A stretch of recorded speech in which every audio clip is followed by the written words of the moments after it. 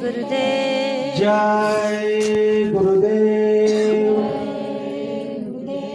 जय गुरुदेव नाम किसका? प्रभु का। नाम नहीं इंसान का, नाम है भगवान का। कठिन समय में आया हुआ नाम। आओ सतयुग आपका स्वागत है।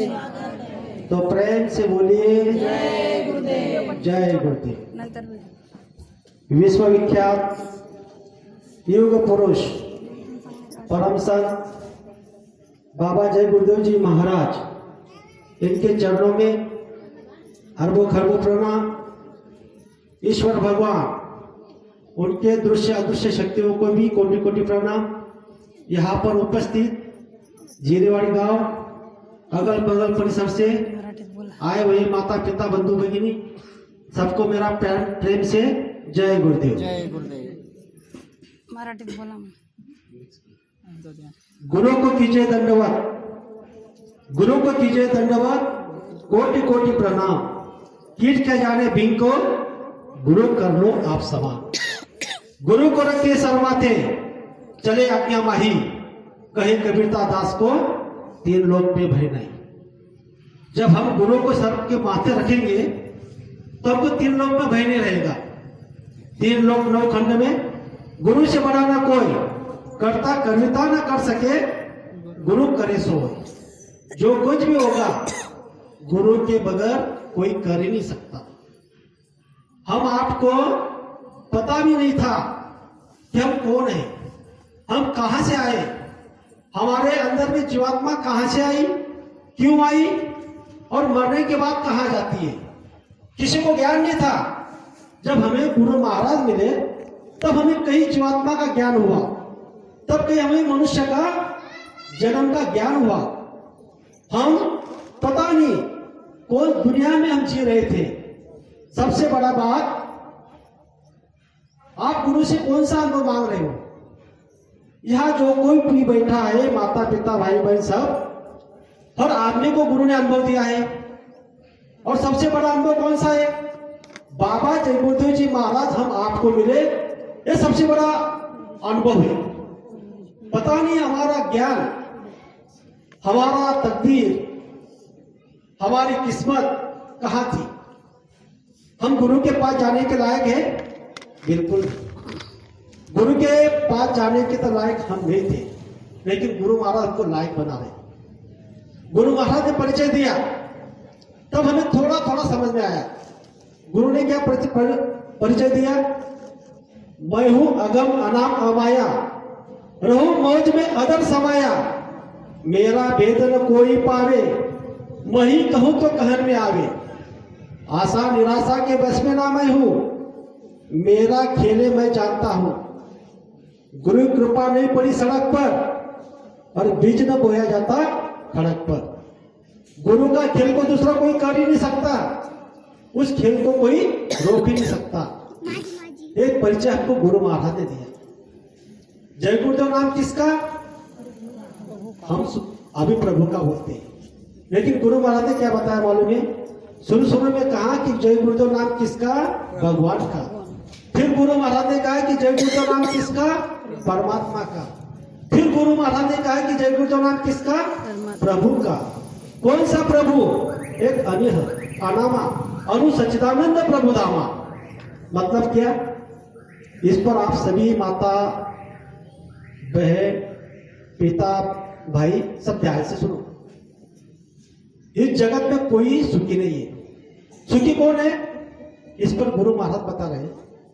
कोई तन दुखी, कोई मन दुखी, कोई धन बिना उदास, थोड़े थोड़े सब दुखी, सुखी प्रभु का दास।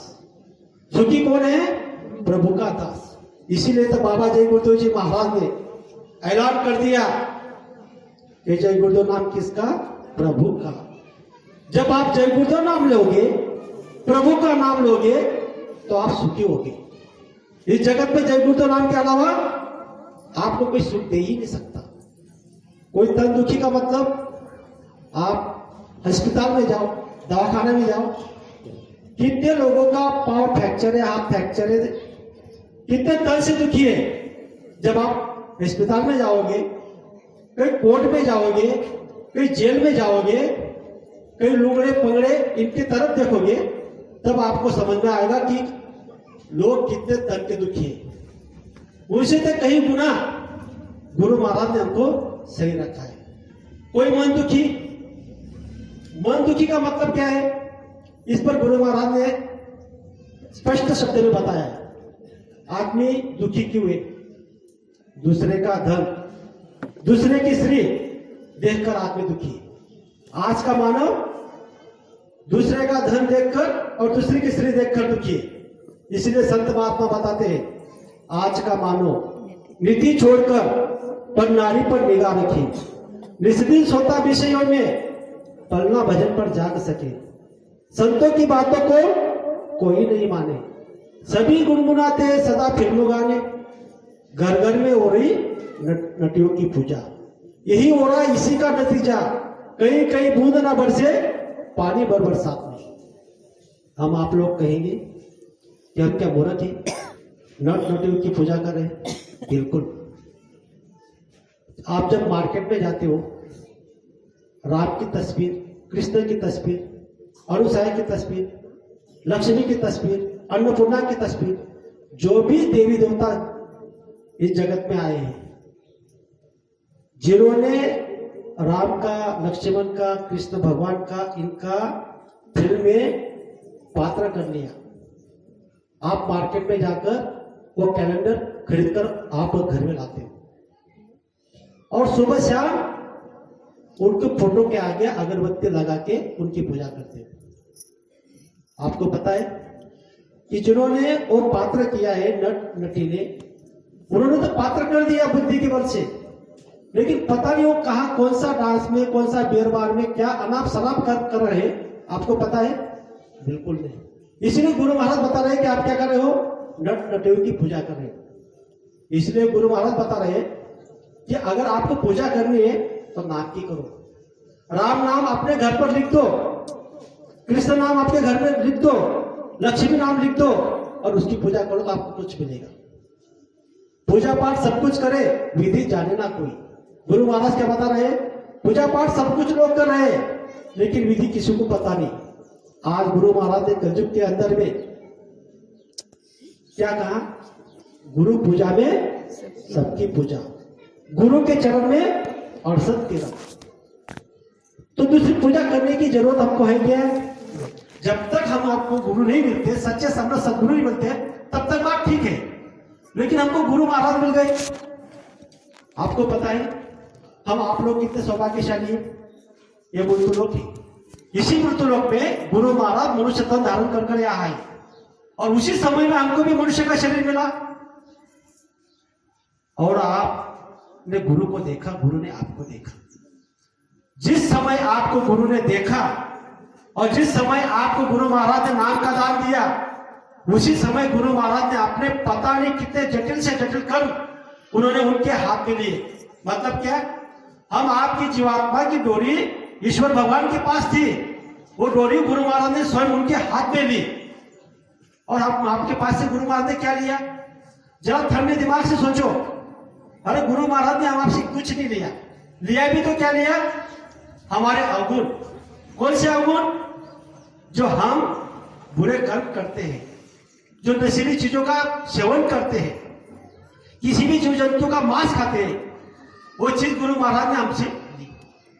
हम कितने बड़े सौभाग्यशाली हैं। तो हम आपको ध्यान में रखना है कि गुरु महाराज ने ये दो चीज क्यों ली? क्योंकि गुरु महाराज जानते हैं कि आपकी जीवात्मा को लेने के लिए गुरु महाराज आए। आपने अगर मांस मछली का सेवन कर लिया तो क्या होता है मालूम है? आपने जिस मांस खा लिया, मुर्गी का, मछली का, बकरे का, कोई भी जीव जंतु का मांस खा लिया, उसके आयु पूरी होने के पहले आपने उसको काट डाला और काट कर आपने क्या किया? उसको खा लिया। तो वो धर्मदाय के आयुक्त में बता रहा है कि मेरा कौन सा गुनाह था, ये लोगों ने मुझे काटा और मुझे खा लिया। दूसरी बात, जिस चीज को आप लेते हो, नशीली चीज पदार्थ को लेते हो, पता नहीं आपकी बुद्धि फेल हो जाती है। आपके ही घर में माँ बहन भाभी की पहचान भुला देते हो और जो काम नहीं करना चाहिए वो काम कर बैठते हो। इसीलिए गुरु महाराज ने ये अवगुण हमारे पास से लिए और हमारी आत्मा जीवात्मा जो है नरकना जाने के लिए गुरु महाराज बता रहे हैं कि हम आए वही देश से जहां तुम्हारा धाम, तुमको तुम्हारे घर पहुंचाना बस एक हमारा काम। गुरु महाराज का धर्म प्रेमियों दूसरा कोई निजी काम नहीं। हमारी आत्मा को जहां से वो आई है उस धाम को लेने के लिए आई है। सोचो कितने सौभाग्यशाली जीव है हम गीता पढ़ते हैं, रामायण पढ़ते हैं। गीता का सार मैं आपको 4 ही लाइन में बताता हूं। गीता में क्या लिखा है? मनुष्य ज्या विषयाचे चिंतन करी त्यास तैसा संग लाभे, संगातून फुटे काम, कामात क्रोध लोपला, क्रोधाने स्मृती लोप होते, स्मृती लोपे बुद्धिनाश और बुद्धिनाशे आत्मनाश। बस ये अगर हमने ध्यान से सुन लिया तो हमारा जीवन सार्थक हो सकता है। हम आप लोगों ने नामदान लिया है। क्या बता रहे हैं महात्मा? मनुष्य ज्या विषयाचे चिंतन करी, हम जिस बात का चिंतन करेंगे उसी तरह से हमारा ध्यान जाएगा। शराबी के पास बैठेगा तो वही गुणगान करेगा, अच्छे लोगों के पास अच्छा आदमी बैठेगा तो अच्छी ही बात करेगा। इसीलिए संसारी जीव में अगर बैठोगे तो संसार की बात करेगा और सत्संगी के साथ में आप बैठोगे तो सत्संग की बात करेगा। इसीलिए गुरु महाराज बता रहे हैं कि आप क्या करना, गुरु भाई से जब मिलता है तो भक्ति फिर बनती है। और दूसरी बात क्या होती है, हमारी स्मृति जो है लोप हो जाती है, उससे बुद्धि खराब होती है। गुरु महाराज ने छोटे छोटे उदाहरण दिए हमको, आदेश भी छोटे छोटे दिए। मेहनत करो, ईमानदारी से करो तो आपको बरकत मिलेगी।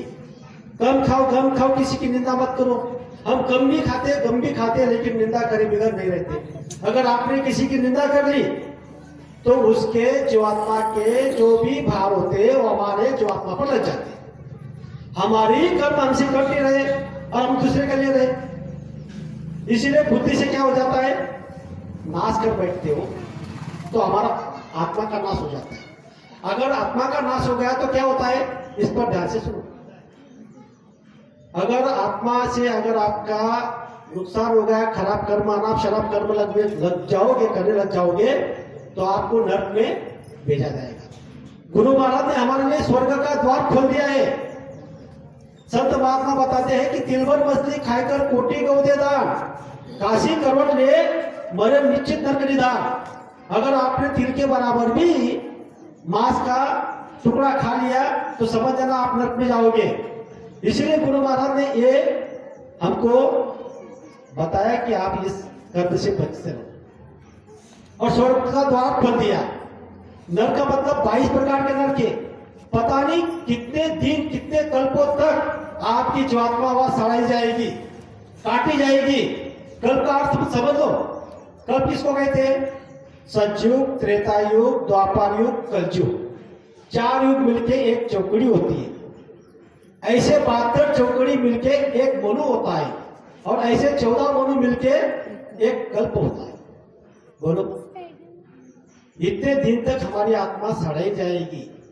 इसलिए गुरु महाराज तिलमिला रहे कि आप अच्छे कर्म करो, सही कर्म करो, माता पिता की सेवा करो, पत्नी का, बच्चों का भरण पोषण करो। दिन के 24 घंटे में से 22 घंटे संसार का काम करो। सिर्फ 2 घंटे में अपना परमात्मा करो, परमात्मा का दर्शन कर लो, प्रभु का दर्शन कर लो, आत्मा परमात्मा तक मिला दो।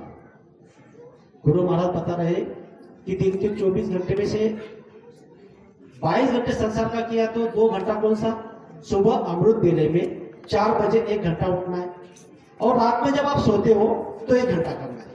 और हो सकता है अगर सामूहिक अगर सुबह ध्यान भजन करते हो तो भी अच्छा हो सकता है, क्योंकि हम जब सामूहिक सुबह ध्यान भजन करेंगे और शाम का जो सामूहिक सुबह ध्यान भजन होता है, अकेले में होता है, पति पत्नी में होता है, तो इससे आपका जीवन में उसका लाभ मिलेगा, भौतिक संसार में उसका लाभ मिलता है। और सुबह में जब आप सुबह ध्यान भजन करोगे तो वो अपना परमार्थ में लगा जाता है। अगर आपने सही ढंग से कर्म नहीं किए और आपको लेने के लिए अगर यमदूत आ गए, काल अगर आपको लेने के आ गए तो आपके कोई मदद नहीं करेगा। ये भी संत महात्मा ने हमको प्रमाण दिया है।